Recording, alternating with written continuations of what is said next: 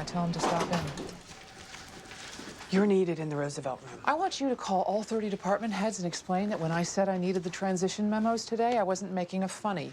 Your Hollis meeting is right now. Give me 5 minutes to get him a Coke. I don't think we should keep him waiting. He's a headhunter. I'm a highly placed official in what was once considered a fairly prestigious organization. He can sit quietly and have a Coke. It's not a headhunter from Hollis. It's Franklin Hollis. Franklin Hollis is in the Roosevelt room? Yes. No, he's not. What do I get out of lying in this moment? Franklin Hollis is in the Roosevelt room. Really? Hey, there's a guy in the Roosevelt room, looks just like Frank Hollis. The hair, glasses, whole bit. It's Frank Hollis. Really? He just bought an island and Montana. He didn't buy Montana. He bought most of Montana.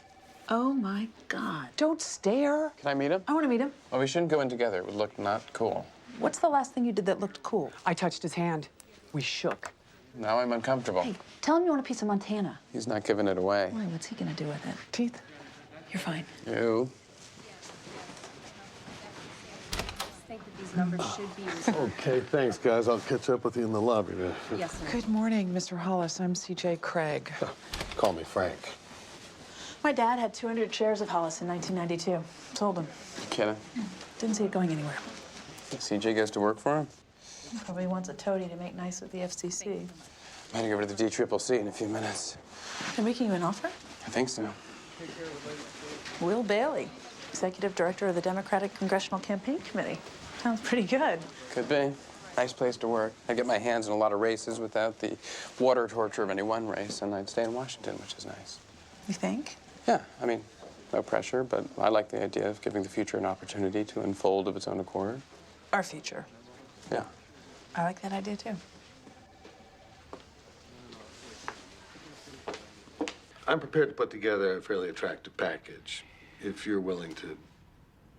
I'm not boring you, am I? No, certainly not. 'Cause usually that doesn't happen until I start in on the nanotechnology. No, I'm sorry. I'm just familiar with the package these days. Well, what does the package look like these days? You're prepared to dramatically change my standard of living if I'm prepared to sit on your board and spend an hour a month advising you on your strategic relationship with the FCC? I don't know. That sounds like it'd be a waste of your time to me. It does? That's not the package. Okay. I'm starting a foundation because if I hold on to all this money, I start to look impolite. I want to find a single problem I can attack, something which might actually have some kind of substantive effect. Maybe I should be fighting AIDS in Africa, or maybe it's malaria. It could be clean air or election reform, I don't know. But my sense is that you would have a unique perspective on what that could be and how to make it happen. A single problem.